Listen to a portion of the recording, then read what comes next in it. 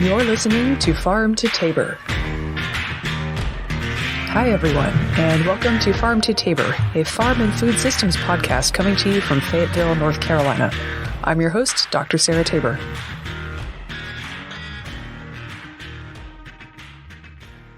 Hi there, and welcome to Farm to Tabor, a food systems podcast. This episode, we're covering an ongoing development in farm labor, a growing shift from immigrant labor to convict labor. Convict leasing is the South's second oldest tradition in exploitative farm labor. As seen in the recent film blockbuster Ragnarok, we don't like that S word. They're not slaves, they're just prisoners with jobs. The prisoners with jobs labor strategy had a big heyday about a century ago, but it's been slowly returning to farms for a few decades now. Looking back on corn detasseling, which again was my first job ever, I was the only kid on that entire crew who was there for an actual job. I gradually found out everyone else was there to fill out community service for juvie. Nonetheless, working on the farm was a great character-building experience for all of us, and I, for one, learned a lot of important life skills from my colleagues. For example, how to bribe the foreman with cigarettes if you're a legal minor who's been caught smoking on the job. Not one I've ever had occasion to use personally, but now I know what to do if it happens. Corn detasseling is a little bit of an oddity in the ag labor world. It only lasts a few weeks, and it happens in the Midwest, which is a long and expensive trip far away from the big circuit that migrant farm laborers typically take: California, Washington, Arizona, and Florida. That's why corn detasseling, unlike every other major ag job category by the 90s, was still hiring local high school kids. But even then, they couldn't find that many takers. So as a gig where it was tough to get immigrant labor, corn detasseling may have been a kind of bellwether of things to come in creative labor sourcing. Convict labor has justifiably been getting a lot of attention lately. There have been a number of good investigative pieces on it, so I don't want to retread what they've done here. What I do want to do is talk about prisoners doing farm work specifically. There aren't a lot of folks outside the farm sector who have a good feel for how farm jobs work, so I haven't been able to find much in the way of journalistic reporting on prisoners with farm jobs specifically, other than sometimes it happens. So here, I'm just going to talk about my personal experiences with convict labor as someone who's been working on those farms alongside convict crews. So first things first, working alongside convicts sounds badass, but it's not. Getting to go work on a farm is generally considered a reward for good behavior, and in many cases, it's not even an option given to violent or repeat offenders. Because here's the thing about farm labor, it's not like a factory where you can keep people on lockdown in a room or in a building. You have to let folks loose outside with farm tools like shovels all the way up to full-size tractors. Yes, we have had convicts driving tractors. Who else is going to do it? And you want to be confident that they're going to use them for the work they've been assigned instead of, say, murdering the foreman and running off. That's just not something you can do with violent offenders. Yes, chain gangs were used back in the day, but under current economic conditions, with the amount of automation that we have now, there's not actually a whole lot of useful work a string of people chained together can do. You need folks that you can just kind of leave somewhere and trust to more or less do a job. Modern farm labor is really more of a job for nonviolent offenders. My main personal experience with inmate crews, other than corn detasseling, was the University of Florida test farm. I was doing a postdoc, which is a junior scientist position where you work for a more senior scientist helping them run their research. And I was doing that with the program that breeds new blueberry varieties for Florida. That program was kind of a big deal. Blueberry farming is big business in Florida now, but it wasn't possible until about 40 years ago. It used to be that there were blueberries that tasted good from bogs way up in New Jersey and Canada. And there were also wild blueberry relatives in Florida that could survive our heat and humidity, but they were tiny and dry and sour and not worth eating. The University of Florida spent a couple of decades breeding these two groups of blueberries together until we got bushes that could survive in Florida and still made fruit that tasted good. And that program's still going, working on getting better berries with better disease resistance, maybe better taste or survivability, further south in Florida where there are fewer frosts. Our blueberry plants were so popular with farmers, this program was the number 2 intellectual property revenue generator for the entire University of Florida system after Gatorade. Like any kind of farming, even though it was just for research, there were a few times a year when we needed a massive crew to get some kind of job done. We'd need to pick all the test cultivars on a certain day to get yield numbers, or every year we had a planting day where tens of thousands of new baby crosses would go from the nursery into the ground. The university had a test farm for this sort of thing. If you go and you look up standard agricultural info like, on this type of soil, how much fertilizer do you need to put on an acre of potatoes to get a good yield, we were the main test farm that did all that research for the state of Florida. The corn and soybean people could just have an employee go and combine it down and count the yield. That was pretty easy. But if it was a crop that was always hand harvested, like sweet potatoes or blueberries, then you just need a big hand-picking crew. And that's where the convicts with jobs came in. Because it's run by the state and there'd been immigration crackdowns, the farm couldn't risk getting caught employing undocumented immigrants, so they contracted with the county prison system instead. So the crews that we worked with, there was both a men's prison and a women's prison they contracted out to the farm. They tended to be nonviolent offenders. Most of the people were there on minor drug charges for 30 to 90 days, mostly in the 18 to 25 age range. Just locals from the county, and the guys all had a kid and a baby mama that they should have been working to support, and technically they were working, but the state was pocketing all the cash from their work contracts. And the inmates could be really funny sometimes. Like, one time we've got this crew from the men's prison, and usually they would keep the men's and women's crews really far apart to prevent drama and, pregnancies. But this time, the women's prison crew was just a few hundred yards away, so you could see them. And the guy next to me looks wistfully off in the distance, and he says, "I don't know why they won't let us work together." And I said, "Jimmy, you know why." Another thing that was funny, every time you would drive out to this test farm, you passed this sign saying, all caps, "Now entering Marion County, a zero-tolerance drug-free zone." And you just kind of look at that and think, huh, I wonder if whoever made that rule's got any relation to the folks running the pokey.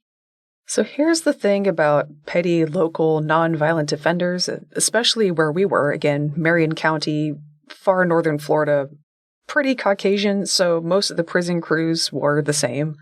How to say this nicely? Think about the kind of folks who get arrested at 22 in their hometown on minor drug charges and wind up with a plea deal taking them to prison while white. They're never from the families with money, nor are they just the most dynamic individuals in the county. There are a lot of just weed and Xbox-centered lifestyles showing up. So on the one hand, these are not hardened criminals at all. I think there was a very dubious case for these people being imprisoned in the first place. And also on the other hand, God bless them, not super experienced in the manual labor department. So the biggest complaint about the prison crews wasn't that they were jerks or bad dudes or desperados with a thirst for vengeance. The biggest complaint from the non-convicts working with them on the farm was, these guys don't work. They are not good workers. There was this real attitude of, we're doing these guys a favor by letting them come work for us, and they owe it to us to return that favor. Which is, I guess, great in theory. It's better than sitting around the cell block all day. But let's also think through this. What kind of reason is there for someone working down a prison sentence to work hard? Are they going to get paid more? Absolutely not. Or I suppose maybe they could get a really great job reference. Here's a recommendation letter from my prison warden because I worked super hard when I was in the slammer. That's not going to happen either.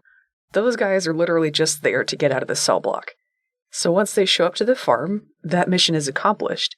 And I was just really surprised at some of my colleagues' ability to believe that they were going to get great work out of sleepy weed and Xbox dudes who got dragooned into picking sweet potatoes through the force of this state, which to me just really seems like a fantasy.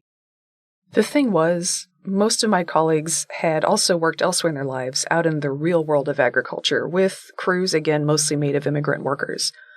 These crews are made up of people who, for one thing, are getting paid, and it was by the pound, so there's a reason to get her done and keep moving quickly. Second thing, working fast on a harvest is a skill that takes a lot of time to lock down, especially for something on your hands and knees like sweet potatoes or with planting baby blueberry plants, which is another thing we did a lot of. If you're going to do it fast, it's not just your hands, and if you're going to work all day, it's your whole body. You have to find a couple of different positions that work so you don't fry out from doing one stance all day. And each one has its own rhythms and balance to it, so you have to kind of lock down the muscle memory for each one. So you can do it on this loose, lumpy ground without falling over. And it's also not just you. You're pretty close to all these other people in the crew. So you have to do all that while watching everyone else out of the corner of your eye. Not just where they are right now, but where they're about to go, so that you don't knock into each other. And keep an eye out if we're about to run out of boxes, or if they're moving the truck now, so you can plan your route around the other guys to dump your next bucket. And you have to do all of that, again, while hauling those heavy buckets around, and it's 95 degrees and 98% humidity with no shade in sight, and you've been jumping up and down in that for hours with heavy buckets, so now you've got tunnel vision and can barely remember your own name. Working on a farm crew is a skill. You have to get your body and your mind trained. When you watch crews that have been working together for a while, where everyone in that crew has kind of had that experience, they've locked it down. So if that kind of tight, experienced crew is what you're used to working with, then yeah, inmate crews can be really disappointing. We, the students and the junior scientists in that program, really lucked out working on the farm because we had a field manager for that blueberry program, a guy named David, showing us how to work without hurting ourselves. Now, David was in his 50s and had been working outdoors his entire life, and he could still get down on his hands and knees and get stuff done faster than we could when we were in our 20s. The guy had skills, and he was really good at passing those on and making sure that we knew how to work so that we could keep going all day, even if we weren't as fast as he was. And a lot of the folks on the immigrant crews may also have somebody like this in their life. You have parents or siblings or a cousin or just a buddy on the crew who's done this for a while and can kind of show you how to do it. Or even if they're not showing you on purpose, you can just watch them. And these folks on the prison crews had clearly never had that. You could just kind of tell by watching. I mean, yes, they'd probably done some yard work with dad or something like that, but breaking the leaves with somebody occasionally versus learning how to do something all day, all the time, are two very different things. Again, it's almost like suburban dads yelling at their kids about hard work versus actually knowing how to do hard work and having the skills and passing them on are just two very different things. I think that was very clear to see in the two different types of crews that we had. So, anyhow, if we're talking prison crews who got into farm work by accident versus crews of immigrants who came to this country on purpose, specifically to work on farms, on paper it's the same thing, 30 people for picking berries. In real life, completely different. And it's not because of genetics or anything like that. There is not a gene for being good at picking tomatoes.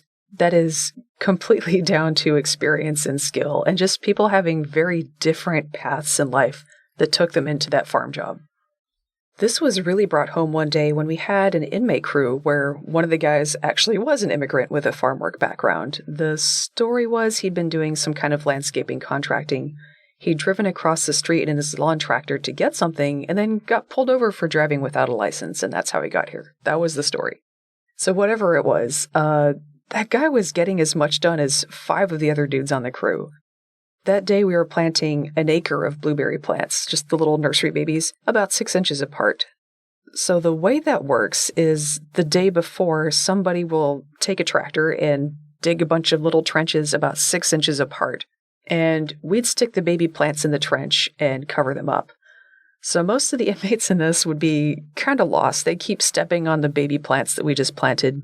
Meanwhile, this guy's just bam, bam, bam, just chucking little plants in the ground at just the right depth and spacing and angle and closing it up. This guy was like a human zipper, just across the field. And all of my conventionally employed colleagues in the Blueberry program are going, "We love this guy. Can we get him for our next job too?" Like bugging the foreman to make sure we could reserve him or something for the next day. So this would have been around 2012, 2013, which was around the time that Joe Arpaio down in Arizona was getting on the national news for his really aggressive program of seeking out immigrants, jailing them in totally legal tent cities, and then hiring them out for work. And my coworkers went in one day from just really kind of hating working with inmate crews to all of a sudden lighting it up and just really loving them now that this one guy's here and they're telling the warden how great he is. And can he please come back? And I'm watching this whole thing go down like, oh my stars and stripes. This is how it happens. So if anybody's been following me on Twitter for a while, you will have heard this before. But the short version is we have 3 trends going on right now. We've got the increasing use of inmates for farm labor. We've got growing crackdowns on immigration. And we've got growth in these jail-adjacent things like rehabilitation, quote-unquote, programs that you can opt into to avoid a jail sentence for low-risk offenses like minor drug charges, or perhaps immigration paperwork where you can work for somebody else's business for free or close to it, that are really tempting to poor folks who can't afford bail, a criminal record, or a good lawyer. Immigrants are especially easy to lock up because a right to due process is not guaranteed, and a single minor drug charge can be used to justify long detention times. So just a quick word on how farm labor works. Most farmers don't hire their own employees in-house. They just rent crews from somebody else. So there's a lot of companies out there that make their living by finding people to work on a farm and just bringing them on over. So if I'm one of those contractors right now, if I'm running labor crews and I'm trying to find a way to keep my clients happy these days, I'm having quite a bit of trouble because immigration from Mexico and other places that we've been sourcing our farm labor from have been declining for years. But I still need to find a way to keep my clients supplied with good workers, or at least some kind of workers. It needs to be said that partnering with local prisons, detention centers, and other jail-like objects would be a really good way to solve that problem. And the profit potential would have to be at least adequate because you're not required to pay people in prison. You don't even have to pay for room and board because the taxpayers are doing that.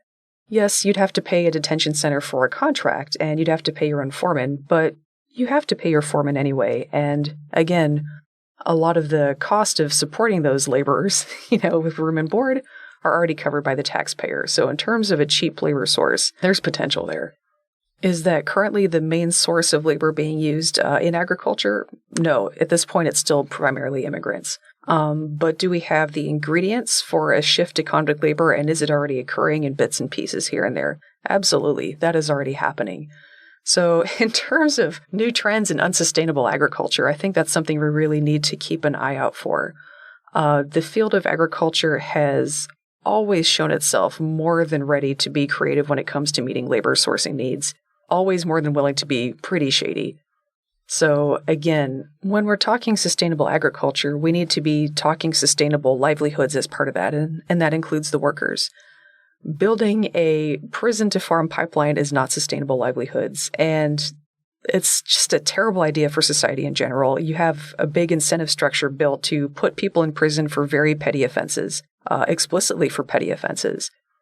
It gives the state a lot of motivation to slap people with a criminal record that's going to stay with them for life. And then the cost of all that quote-unquote cheap labor is borne primarily by the public through taxation. It's a labor model that's fair to absolutely nobody, and it's already being used in places. It's not a hypothetical. I have worked personally with these crews. Bottom line, agriculture's demand for cheap labor has huge sway in national policy, from how immigration laws are shaped to who's legally considered a human being with rights covered by the Constitution. Never underestimate its power to find new avenues to be shady and its creativity in exploring them. Well, on that delightful note, that is it for Farm to Tabor today, and remember to vote. Please join us next time for an interview with Dr. Brandon Ross, a structural engineer. We're going to have some thoughts on indoor agriculture, a great opportunity to build better jobs and livelihoods in farming. If you do it right. Catch you next time. Special thanks to Revolutionary Co-working in Fayetteville, North Carolina for recording space, and to Lauren Harris for audio production.